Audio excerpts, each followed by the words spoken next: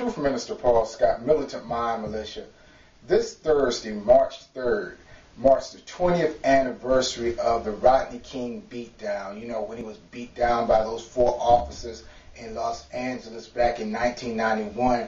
And you know, it just started off like just another case of a brother being in the wrong place at the wrong time. Police brutality is nothing new. But what was so interesting about the Rodney King situation and the acquittal of the 4 officers that resulted in the rebellion that, you know, the media calls the riots back in 1992 was that the Rodney King situation affected America in a big way.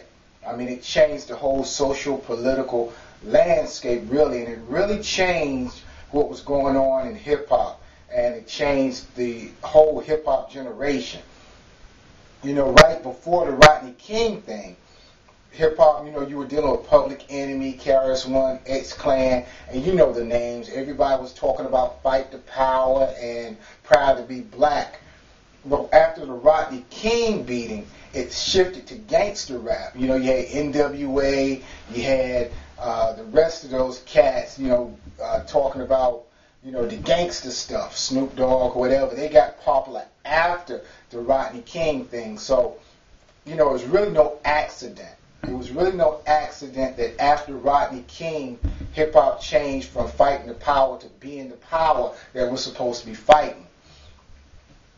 They've always done that with our music. They've switched it and turned it into something else. You know, George Bush, right before the Rodney King thing in the early 90s, started the Weed and Seed program.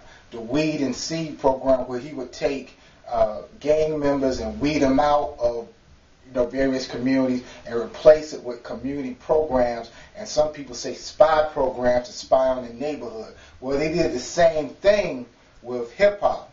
They weeded out the conscious fight the power type rappers and replaced it with the gangsters that glorified black-on-black violence. That was part of the trick. So that was the Weed and Seed program against hip-hop. Well, I break it all down in my article, Riots, Rap, and Rodney. How Rodney King changed the hip-hop generation, and you can read that on militantmindmilitia.com. But also some interesting books to read. This book right here, Uprising by Yusuf Jah and Sister Shah Kia.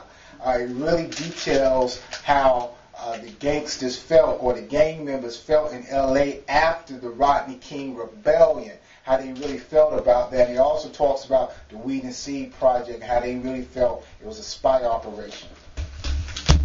Also, as far as some black background history, you can read this book, Nation on Fire by Clay Rising.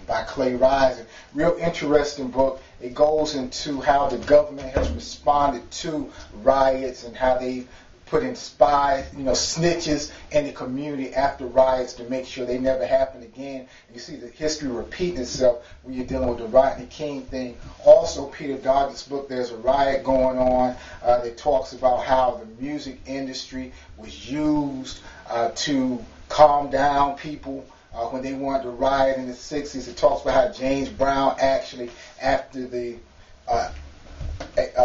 assassination of Martin Luther King, actually how he was used to cool the people out and keep them out the street. So some real interesting stuff. So as we remember Rodney King and the Rodney King, the Rodney King riot or the L.A. rebellion of 1992 and the beatdown in 1991, we have to keep in mind really how it not only changed America, but how it really changed the direction of the whole hip-hop generation. Truth Minister Paul Scott, Militant Mind Militia, peace.